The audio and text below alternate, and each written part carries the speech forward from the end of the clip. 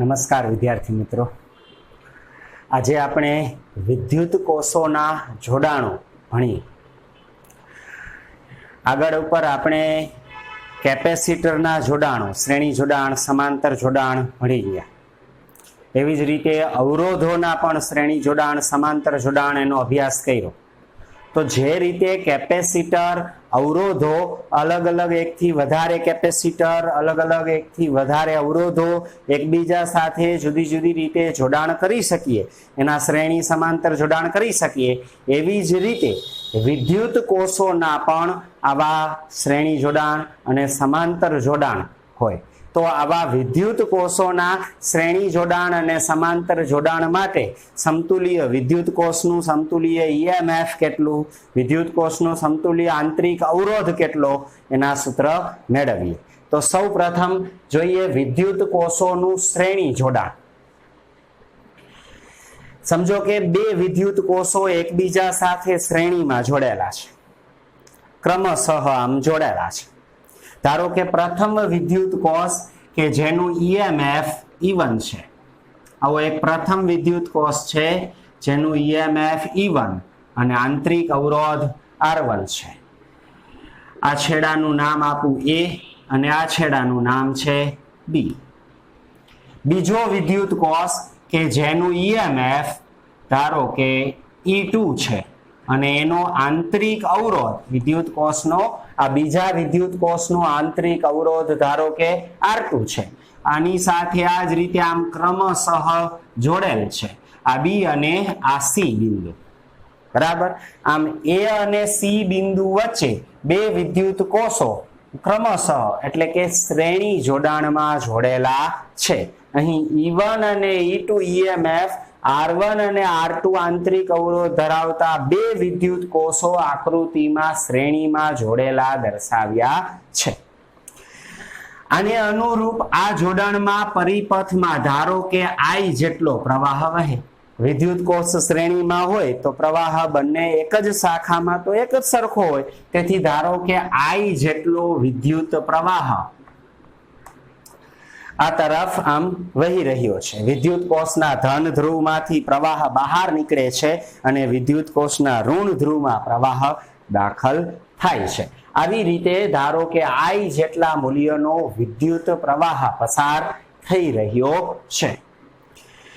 હવે અહીં પ્રથમ વિદ્યુત કોષની વાત કરીએ તો પ્રથમ વિદ્યુત કોષના બે છેડા વચ્ચે વિદ્યુત સ્થિતિમાનનો તફાવત V, A અને B વચ્ચે વિદ્યુત સ્થિતિમાનનો તફાવત VAB, અને VAB એટલે VA માઇનસ VB હશે. જ્યાં VA એ A બિંદુનું વિદ્યુત સ્થિતિમાન છે, VB એ B બિંદુનું વિદ્યુત સ્થિતિમાન છે. તો બંનેના વિદ્યુત સ્થિતિમાનનો તફાવત VAB અથવા VA માઇનસ VB. વિદ્યુત કોષ જ્યારે વપરાશમાં હોય ત્યારે એના બે છેડા વચ્ચે EMF અને ટર્મિનલ વોલ્ટેજ એટલે કે વિદ્યુત સ્થિતિમાનના તફાવત વચ્ચે સંબંધ દર્શાવતું સૂત્ર આપણને ખબર છે, V બરાબર E માઇનસ IR. તો અહીંયા આ બે છેડા વચ્ચે A અને B વચ્ચે વિદ્યુત સ્થિતિમાનનો તફાવત VAB બરાબર કોષનું EMF E1 માઇનસ પ્રવાહ I અને આંતરિક અવરોધ R1. તો A અને B વચ્ચે વિદ્યુત સ્થિતિમાનનો તફાવત E1 માઇનસ IR1. સમીકરણ નંબર અને 1 કહું. આ જ રીતે B અને C બિંદુ વચ્ચે વિદ્યુત સ્થિતિમાનનો તફાવત VBC બરાબર VB માઇનસ VC. B અને C વચ્ચે વિદ્યુત સ્થિતિમાનનો તફાવત આ બંને વચ્ચેના છેડા વચ્ચે પોટેન્શિયલ ડિફરન્સ એટલે બીજા કોષનો ટર્મિનલ વોલ્ટેજ, અને ટર્મિનલ વોલ્ટેજ એટલે E માઇનસ IR. અહીં કોષનું EMF E2 છે, પ્રવાહ I અને આંતરિક અવરોધ R2 છે.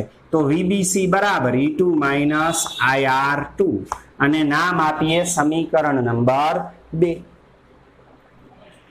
હવે આપણે A અને C આ બે બિંદુ વચ્ચે વિદ્યુત સ્થિતિમાનનો તફાવત લખીએ.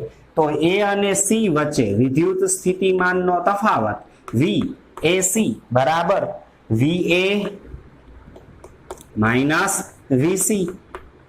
એ અને સી વચ્ચે વિદ્યુત સ્થિતિમાનનો તફાવત VA માઇનસ VC. અને આમ દર્શાવીએ VA minus VB plus VB minus VC. આ plus VB minus VB cancel થઈ જાય તો આ VA માઇનસ VC થઈ જાય ને. એટલે આ સ્ટેપમાં આપણે શું કર્યું, VB ઉમેર્યા અને VB બાદ કર્યા છે. તો અહીં VA માઇનસ VB સમીકરણ 1 પરથી અને VB માઇનસ VC સમીકરણ 2 પરથી લખી શકીએ. તેથી A અને C વચ્ચે પરિણામી વિદ્યુત સ્થિતિમાનનો તફાવત VAC બરાબર VA માઇનસ VB એની જગ્યાએ શું લખું, E1 માઇનસ IR1 વધતા VB માઇનસ VC ની જગ્યાએ સમીકરણ 2 પરથી E2 માઇનસ IR2 પદને ગોઠવીએ તો E1 અને E2 શરૂઆતમાં લખીએ તો EMF E1 પ્લસ E2 બાકી શું વધ્યું માઇનસ IR1 માઇનસ IR2 એમાંથી માઇનસ I કોમન કાઢ લો તો શું વધે R1 plus R2 minus common કાઢ્યા છે માઇનસ I કોમન કાઢ્યા છે તો અહીંયા શું વધે પ્લસ R1 અહીંયા શું વધે પ્લસ R2.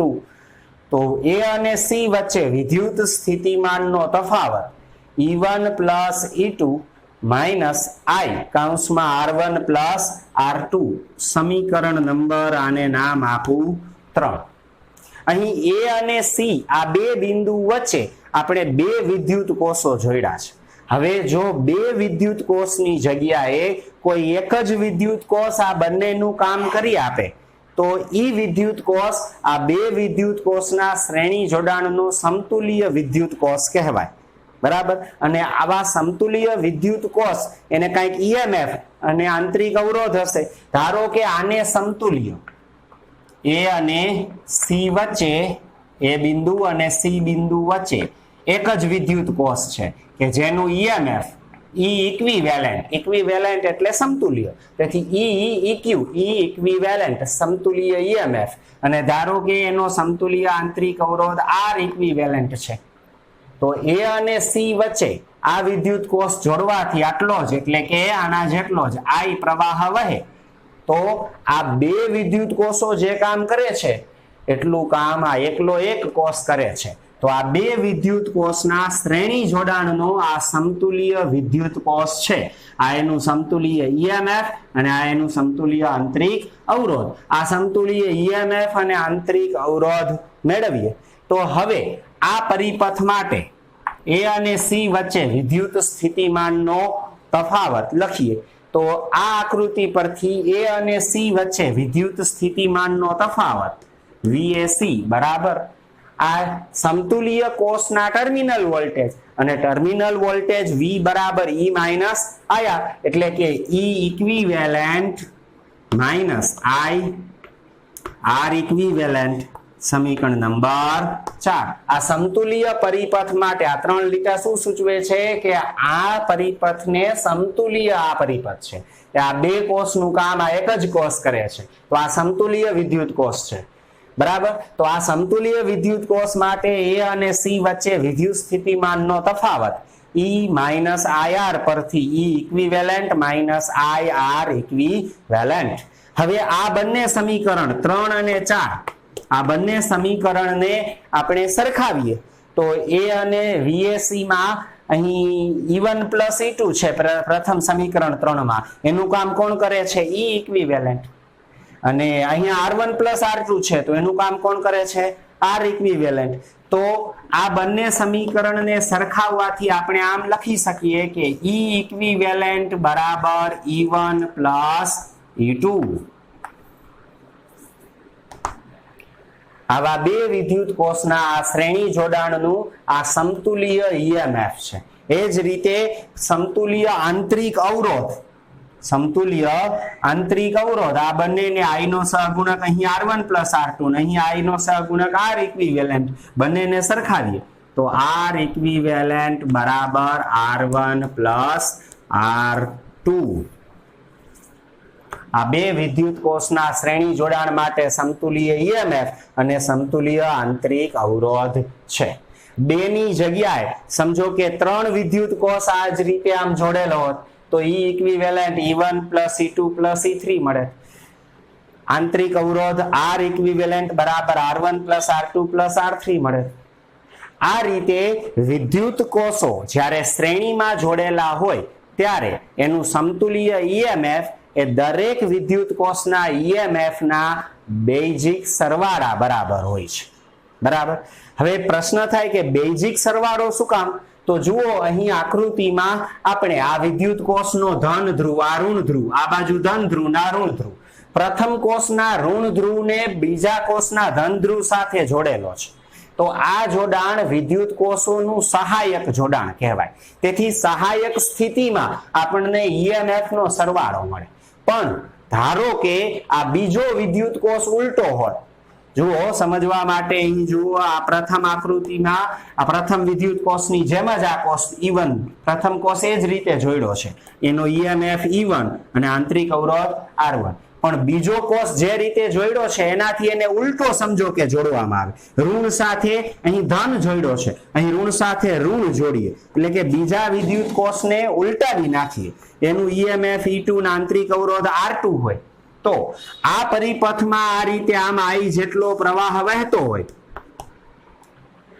તો આ વિદ્યુત કોષ વપરાશમાં હશે અને આ ચાર્જ થાય છે, કારણ કે અહીંયા ધન ધ્રુવમાં આમ પ્રવાહ દાખલ થાય છે અને ઋણ ધ્રુવમાંથી બહાર નીકળે છે. તો આ બીજું સમીકરણ લખતી વખતે B અને C, આ A બિંદુ વચ્ચે B બિંદુ ને આ C બિંદુ, જો આ પરિપથ માટે આપણે VBC લખીએ તો આપણે -E2 -IR2 લખવા પડે, કારણ કે આને અનુરૂપ B અને C વચ્ચે વિદ્યુત સ્થિતિમાનનો તફાવત ઋણ હશે. તો અહીંયા +E2 ની જગ્યાએ શું લખવા પડે?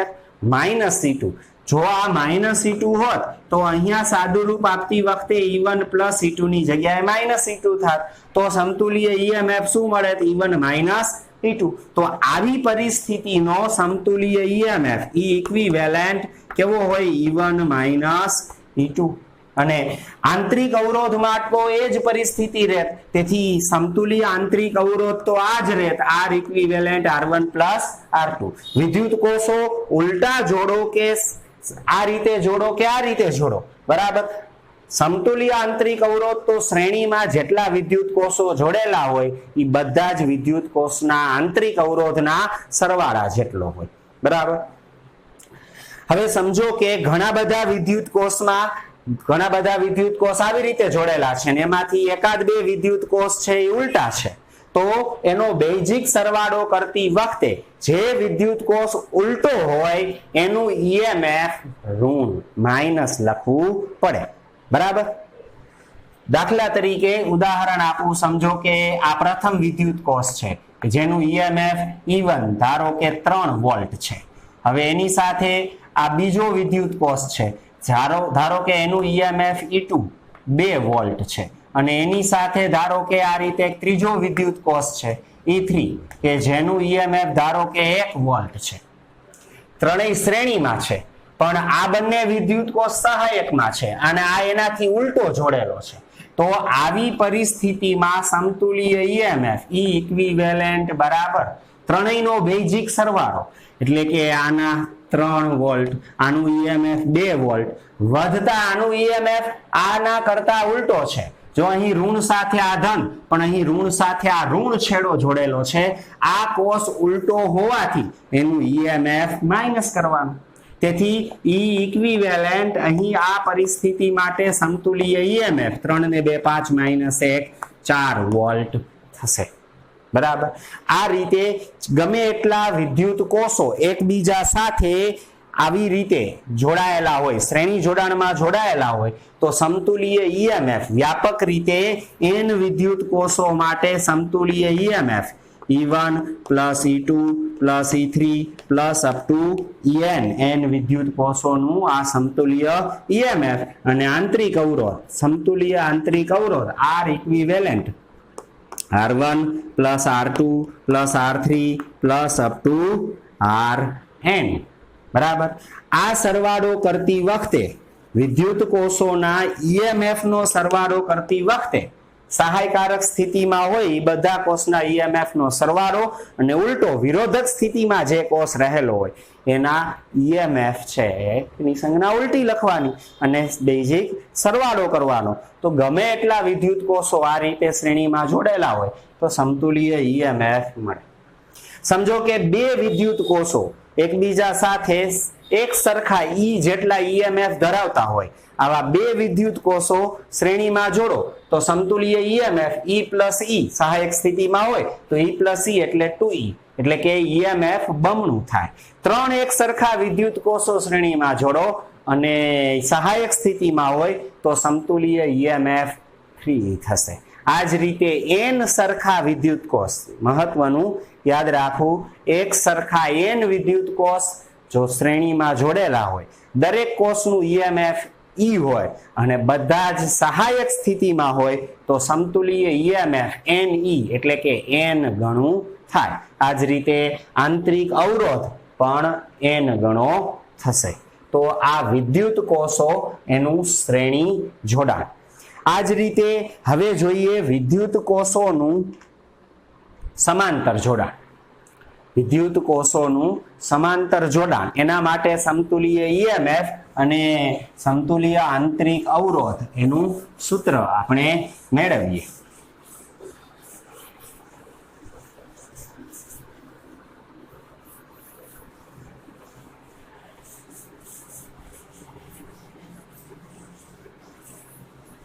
વિદ્યુત કોષોના સમાંતર જોડાણ.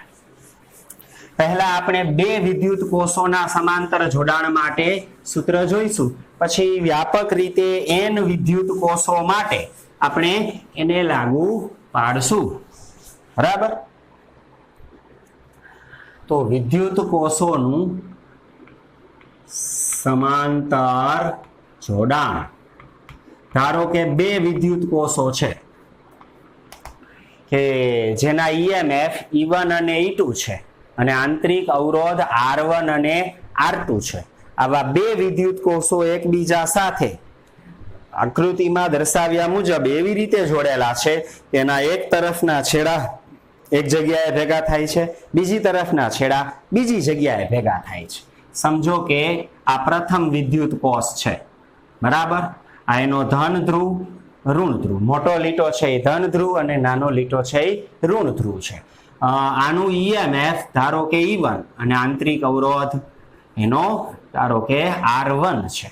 એવી જ રીતે આ બીજો વિદ્યુત કોષ એનું ઈએમએફ E2 અને આંતરિક અવરોધ R2 છે. એના આ તરફના છેડા અહીંયા ધારો કે ધન છેડા બંને એકબીજા સાથે જોડેલા છે અને આ તરફ ઋણ ધ્રુવો પણ એકબીજા સાથે જોડેલા છે. અહીં પ્રથમ કોષના ધન ધ્રુવમાંથી બહાર આવતો પ્રવાહ ધારો કે I1 છે. બીજા વિદ્યુત કોષના ધન ધ્રુવમાંથી બહાર નીકળતો પ્રવાહ ધારો કે I2 છે. આ I1 અને I2 બંને પ્રવાહ ભેગા થઈ અને ધારો કે કુલ પ્રવાહ I રચે છે. પણ એ બાહ્ય પરિપથમાં જે ઘટક હશે એમાંથી પસાર થશે અને આ I પ્રવાહ અહીં દાખલ થશે. આ માર્ગે I1 અને આ માર્ગે I2. આ બે બિંદુઓને નામ આપું A અને B.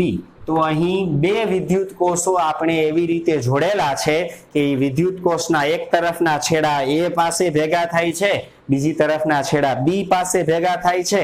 તો આ બંને વિદ્યુત કોષો આ A અને B બિંદુઓ વચ્ચે સમાંતરમાં જોડેલા છે તેમ કહેવાય. બરાબર? તો આ વિદ્યુત કોષોનું સમાંતર જોડાણ છે. હવે આવા વિદ્યુત કોષના સમાંતર જોડાણ માટે આપણે સમતુલ્ય ઈએમએફ અને સમતુલ્ય આંતરિક અવરોધ એનું સૂત્ર મેળવીએ. અહીં આકૃતિની પરિસ્થિતિથી વિચારીએ કે આ માર્ગે I1 પ્રવાહ, આ માર્ગે I2 પ્રવાહ પસાર થાય છે અને અહીંયા કુલ પ્રવાહ I પસાર થાય. તો આપણે એક સંબંધ લખી શકીએ કે I બરાબર I1 પ્લસ I2. કારણ કે I1 ને I2 પ્રવાહો, પહેલા કોષનો I1 અને બીજા કોષનો I2 પ્રવાહ ભેગા થઈને જ I પ્રવાહ બને છે. તો પછી I બરાબર I1 પ્લસ I2 આને સમીકરણ નંબર 1 આપીએ. અહીં I1 અને I2 એ પ્રથમ અને બીજા વિદ્યુત કોષ વડે મળતા પ્રવાહો છે. તો પ્રથમ વિદ્યુત કોષનો પ્રવાહ A અને B વચ્ચે ધારો કે વિદ્યુત સ્થિતિમાનનો તફાવત V છે, તો પ્રથમ વિદ્યુત કોષ માટે ટર્મિનલ વોલ્ટેજ V બરાબર E માઇનસ IR લાગુ પાડીએ તો E1 વિદ્યુત કોષ માટે A અને B વચ્ચે વિદ્યુત સ્થિતિમાનનો તફાવત V બરાબર E માઇનસ IR એટલે કે કોષનું EMF E1 માઇનસ પ્રવાહ I1 અને આંતરિક અવરોધ શું છે R1.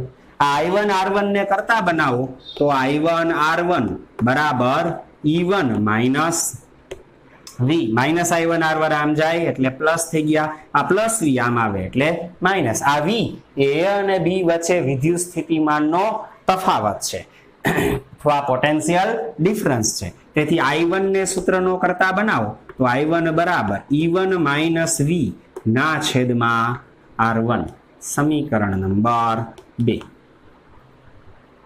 બરાબર. જે રીતે પ્રથમ વિદ્યુત કોષ માટે E1 મેળવા તે જ રીતે બીજા વિદ્યુત કોષ માટે જેમ અહીં E1 માટે આપણે ટર્મિનલ વોલ્ટેજ લખ્યા V, એ જ રીતે E2 ના બે છેડા A અને B સાથે જોડાયેલા છે તો E2 ના બે છેડા વચ્ચે એટલા જ ટર્મિનલ વોલ્ટેજ હશે. તેથી E2 માટે બીજા વિદ્યુત કોષ માટે હવે ટર્મિનલ વોલ્ટેજ V બરાબર E minus IR EMF E2 પ્રવાહ I2 અને આંતરિક અવરોધ R2 તો V બરાબર E2 માઇનસ IR2. આમાંથી I2 ને સૂત્રનો કરતા બનાવીએ તો I2 બરાબર સીધું લખી નાખું હવે હું E2 માઇનસ V ના છેદમાં R2 સમીકરણ નંબર 3.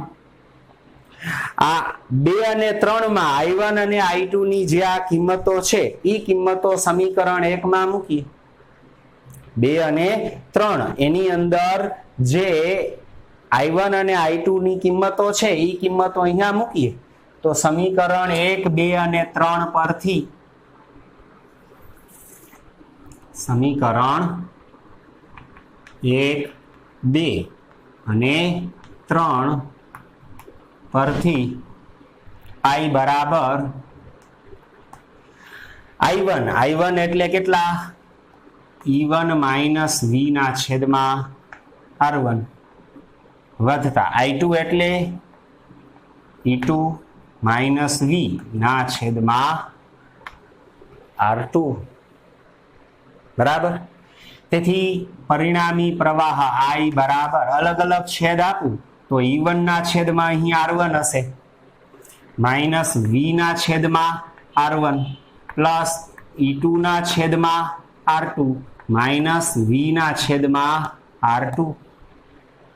તેથી પ્રવાહ I બરાબર આ E1 ને E2 વાળા પદ પહેલા લખું તો E1 ના છેદમાં R1 વધતા E2 ના છેદમાં R2 બરાબર.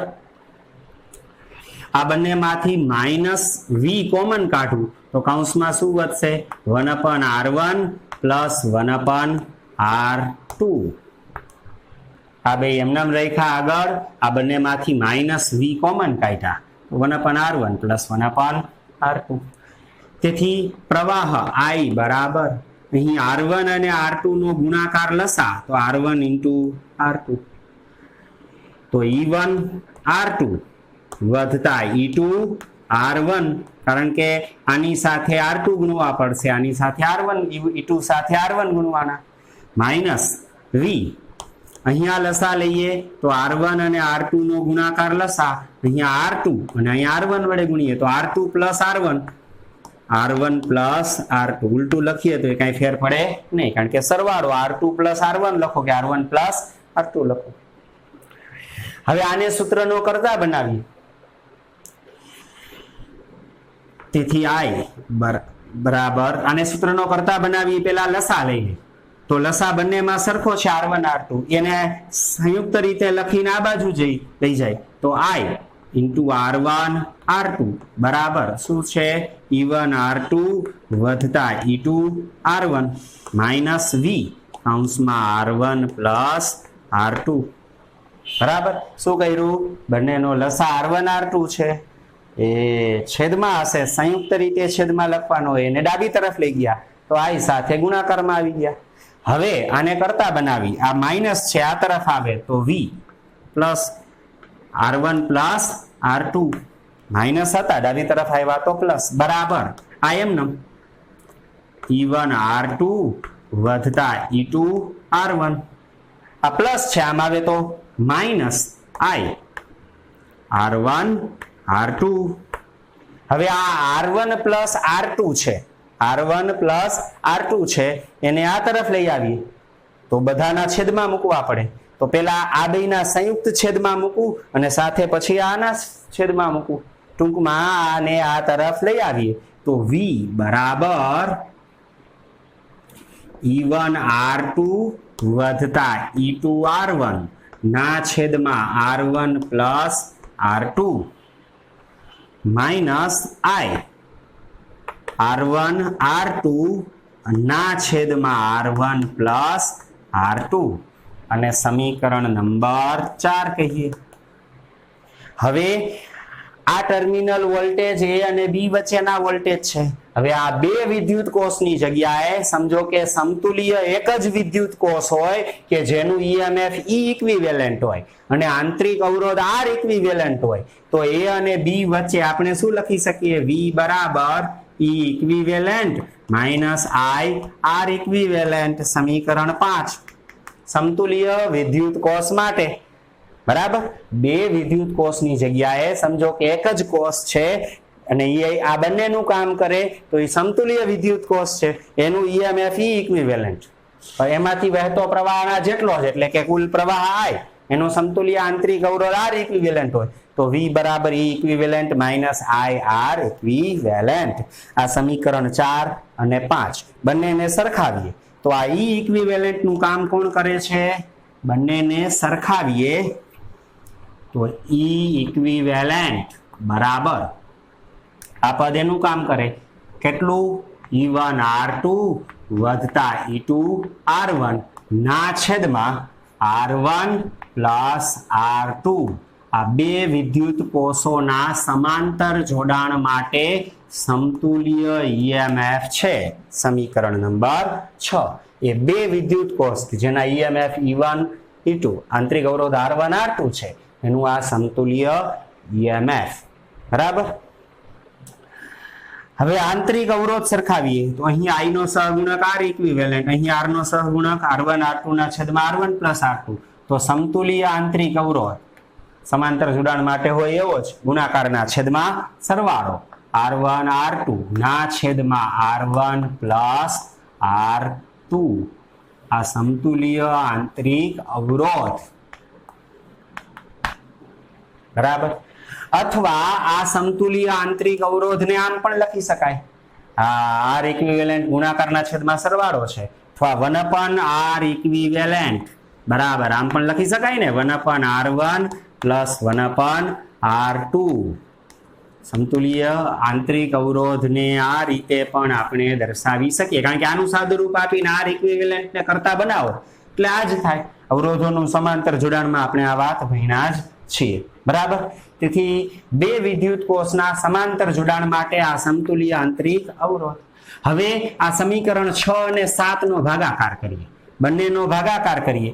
સમીકરણ 6/7 લેતા આ બંને સમીકરણનો ભાગાકાર કરીએ તો E ઇક્વિવેલેન્ટ ના છેદમાં R ઇક્વિવેલેન્ટ બરાબર.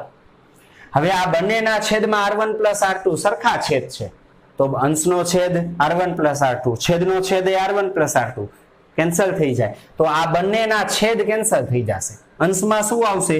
E1 R2 વધતા E2 R1 છેદમાં આ બેના છેદ તો કેન્સલ થઈ ગયા પણ આ રહી જશે ને R1 R2. અલગ અલગ છેદ આપું તો E ઇક્વિવેલેન્ટ ના છેદમાં R ઇક્વિવેલેન્ટ બરાબર અહીંયા R1 R2 આપું છેદ અલગ તો R2 R2 કેન્સલ થઈ જાય તો શું વધે? E1 ના છેદમાં R1 વધતા અહીં અલગ અલગ R1 R2 છેદ આપું આની સાથે તો R1 R1 કેન્સલ થઈ જાય તો E2 ના છેદમાં R2 આમ સમતુલ્ય ઈએમએફ અને આંતરિક અવરોધોનો ગુણોત્તર E ઇક્વિવેલેન્ટ ના છેદમાં R ઇક્વિવેલેન્ટ બરાબર E1 ના છેદમાં R1 વત્તા E2 ના છેદમાં R2 આ સમતુલ્ય ઈએમએફ સમતુલ્ય આંતરિક અવરોધ અને આ બંનેનો ગુણોત્તર છે। હવે અહીં બંને વિદ્યુત કોષો એવી રીતે જોડેલા છે કે બંનેના ધન ધ્રુવ એક સાથે અને ઋણ ધ્રુવ બીજી તરફ। આવું વિદ્યુત કોષોનું જોડાણ સહાયક જોડાણ છે બરાબર। જો આનાથી ઉલટું જોડાણ હોત તો એ વિરોધક સ્થિતિમાં હોત। અહીં બંને વિદ્યુત કોષોના ધન ધ્રુવ ભેગા થાય છે અને એક બાજુ ઋણ ધ્રુવ ભેગા થાય છે। તેથી આ સ્થિતિમાં સમતુલ્ય ઈએમએફ આંતરિક અવરોધ અને ગુણોત્તર આટલો મળે છે। પણ હવે સમજો કે આ બીજો વિદ્યુત કોષ છે એ ઉલટો હોત એટલે કે આ છેડો નાનો આ ઋણ ધ્રુવ આ બાજુ ધન ધ્રુવ હોત તો આ કોષ ચાર્જ થાય। તો આ કોષનું સૂત્ર લખતી વખતે અહીંયા -E2 -I2R2 લખે તો આ -E2 હોત તો અહીં સમગ્ર ગણતરી દરમિયાન અહીં E2 પ્લસ ની જગ્યાએ માઇનસ આવે તો અહીંયા વચ્ચે નિશાની શું આવે માઇનસ। પણ આર આંતરિક અવરોધમાં તો એ જ રહે કારણ કે પ્રવાહના આયાર પદમાં કઈ ફેરફાર થતો નથી। આ E2 પ્લસ ની જગ્યાએ -E2 આવે। હવે જો બે માંથી આ સમજો કે E2 કોષ ઉલટો હોત તો પરિણામી ઈએમએફ સમતુલ્ય ઈએમએફ E1R2 -E2R1 ના છેદમાં R1 પ્લસ R2 એટલે અહીંયા માઇનસ થઈ જાય। એ જ રીતે અહીંયા પણ બંનેના સરવાળાની જગ્યાએ બાદબાકી માઇનસ થઈ જાય। આ વાત છે બે વિદ્યુત કોષોની। સમજો કે ત્રણ વિદ્યુત કોષો જોડેલા હોય તો શું સંબંધ મળે? E ઇક્વિવેલેન્ટ ના છેદમાં R ઇક્વિવેલેન્ટ બરાબર E1 ના છેદમાં R1 વત્તા E2 ના છેદમાં R2 વત્તા E3 ના છેદમાં R3। ચાર વિદ્યુત કોષો માટે પ્લસ હજી E4 ના છેદમાં R4। n વિદ્યુત કોષોના સમાંતર જોડાણ માટે સમતુલ્ય ઈએમએફ અને સમતુલ્ય આંતરિક અવરોધનો ગુણોત્તર બરાબર E ઇક્વિવેલેન્ટ ના છેદમાં R ઇક્વિવેલેન્ટ બરાબર E1 ના છેદમાં R1 વત્તા E2 ના છેદમાં R2 વત્તા E3 ના છેદમાં R3 plus plus plus plus up to En ના છેદમાં Rn મળે બરાબર। હવે આ સરવાળો એ બેઝિક સરવાળો છે। એમાંથી આ n વિદ્યુત કોષોમાંથી સમજો કે ચોથો કોષ એવો છે કે આમ ઉલટો જોડ્યો છે n કોષ સમાંતરમાં જોડેલા છે માંથી ચોથો વિદ્યુત કોષ જો ઉલટો લખ્યો હોય તો E4 ના છેદમાં R4 આગળ નિશાની શું આવે પ્લસ ની જગ્યાએ માઇનસ આવે બરાબર। સમજો કે બે સરખા વિદ્યુત કોષો છે એનું ઈએમએફ એ સરખું આંતરિક અવરોધ એ સરખો એનું સમતુલ્ય ઈએમએફ મેળવીએ તો બંને વિદ્યુત કોષના ઈએમએફ E1 E2 સરખા E જેટલા આંતરિક અવરોધ એ સરખા R જેટલા તો E1 E2 ની જગ્યાએ E અને R1 R2 ની જગ્યાએ R લખીએ તો આ ER વત્તા ER એટલે 2ER ના છેદમાં R પ્લસ R એટલે કે 2R 2ER ના છેદમાં 2R એટલે ખાલી E। તો બે એક સરખા વિદ્યુત કોષ સમાંતરમાં જોડેલા હોય તો સમતુલ્ય ઈએમએફ એક વિદ્યુત કોષના ઈએમએફ જેટલું। બે નહીં મહત્વની વાત બે નહીં એક સરખા ગમે એટલા વિદ્યુત કોષ સમાંતરમાં જોડેલા હોય એક સરખા E જેટલા ઈએમએફ ધરાવતા n વિદ્યુત કોષો જો તમે સમાંતરમાં જોડો તો સમતુલ્ય ઈએમએફ એક વિદ્યુત કોષના ઈએમએફ જેટલું જ થાય। બે કોષ જોડો એક સરખા ઈએમએફ વાળા અલગ અલગ હોય તો આની મદદ વડે સાદુરૂપ આપીને મળે પણ સમજો કે એક સરખા કોષ છે ઈએમએફ સરખું આંતરિક અવરોધ સરખો બે કોષ સમાંતરમાં જોડો તો સમતુલ્ય ઈએમએફ એક કોષના ઈએમએફ જેટલું જ। આવા ગમે એટલા વિદ્યુત કોષ એક સરખા કોષ ઈએમએફ સરખું આંતરિક અવરોધ સરખો આવા n કોષ સમાંતરમાં જોડો તો સમતુલ્ય ઈએમએફ એક વિદ્યુત કોષના ઈએમએફ જેટલું જ મળે છે બરાબર। તો આ વિદ્યુત કોષોનું સમાંતર જોડાણ બરાબર। આ વિદ્યુત કોષના સમાંતર જોડાણને અનુરૂપ એક સ્વાધ્યાયમાં એક દાખલો છે એ ગણીએ। સ્વાધ્યાયમાં અને અનુરૂપ વિદ્યુત કોષના જોડાણ પરથી મળતો દાખલો જોઈએ.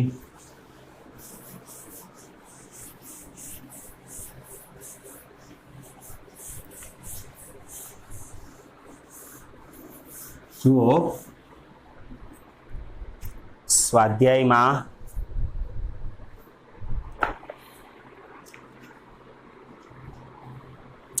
દાખલા નંબર 3.15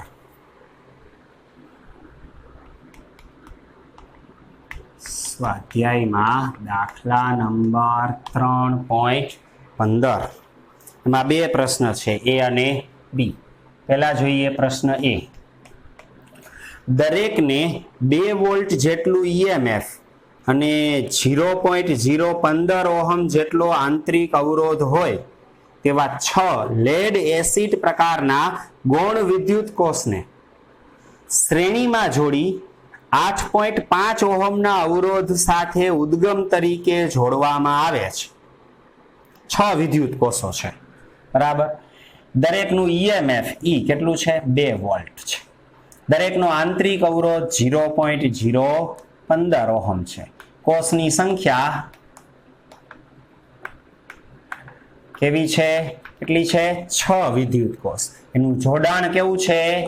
શ્રેણીમાં જોડેલું છે. એને એક બાહ્ય અવરોધ કેપિટલ આર નામ આપું, 8.5 ઓહમ સાથે જોડેલો છે. તો ઉદ્ગમમાંથી ખેંચાતો પ્રવાહ અને ટર્મિનલ વોલ્ટેજ કેટલા હશે?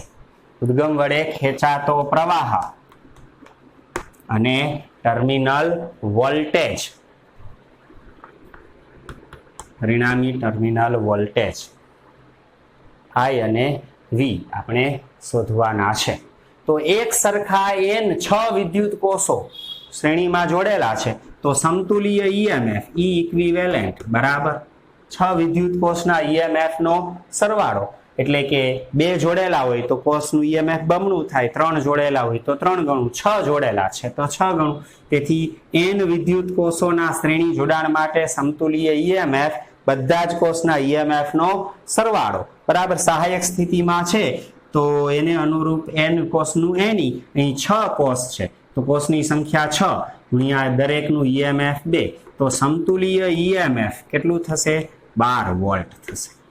સમતુલ્ય ઈએમએફ 12 વોલ્ટ. હવે આ વિદ્યુત કોષના શ્રેણી જોડાણ માટે સમતુલ્ય આંતરિક અવરોધ R ઇક્વિવેલેન્ટ. જેમ વિદ્યુત કોષનું ઈએમએફ n ગણું થાય એમ શ્રેણી જોડાણમાં n કોષોનું આંતરિક અવરોધ પણ n ગણો થાય. તેથી n R, તેથી n સંખ્યા છે 6 અને 1 નો આંતરિક અવરોધ 0.015, તેથી પરિણામી આંતરિક અવરોધ 15×6 = 90 એટલે 0.09 ઓહમ થશે. સમતુલ્ય ઈએમએફ 12 વોલ્ટ અને સમતુલ્ય આંતરિક અવરોધ 0.09 ઓહમ. એટલે કે આ 6 કોષ એક એવા કોષ તરીકે વર્તશે જેનું ઈએમએફ 12 વોલ્ટ અને આંતરિક અવરોધ 0.09 ઓહમ છે, બરાબર. હવે આમાંથી વહેતો વિદ્યુત પ્રવાહ I બરાબર, સૂત્ર કોઈ કોષમાંથી વહેતો પ્રવાહ I બરાબર E ના છેદમાં R પ્લસ સ્મોલ r સૂત્ર મુજબ અહીં બધા જ કોષનું સમતુલ્ય ઈએમએફ E ઇક્વિવેલેન્ટ અને R ઇક્વિવેલેન્ટ. કોઈ કોષને બાહ્ય અવરોધ R સાથે જોડો, તેમાંથી વહેતો પ્રવાહ I બરાબર કુલ ઈએમએફ ના છેદમાં કુલ અવરોધ. કુલ ઈએમએફ એટલે E ઇક્વિવેલેન્ટ, કુલ અવરોધ એટલે આ બધાનો સમતુલ્ય અવરોધ R ઇક્વિવેલેન્ટ વત્તા એક બાહ્ય અવરોધ છે કેપિટલ R, બરાબર. તો પરિપથમાં વહેતો પ્રવાહ I બરાબર E ઇક્વિવેલેન્ટ કેટલા મળ્યા? 12 છેદમાં કેપિટલ R કેટલા છે? 8.5 વધતા R ઇક્વિવેલેન્ટ 0.09. તેથી પ્રવાહ I બરાબર 12/8.59. તેથી પ્રવાહ કેલ્ક્યુલેટરથી સાદું રૂપ આપીએ 12/8.59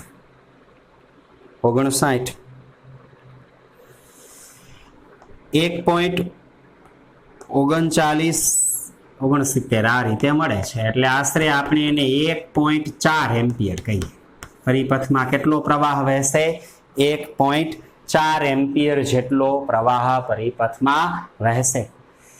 સાથે પ્રશ્ન છે ટર્મિનલ વોલ્ટેજ, તો ટર્મિનલ વોલ્ટેજ V બરાબર E માઇનસ IR, તો E equivalent minus I R equivalent, V બરાબર E માઇનસ IR.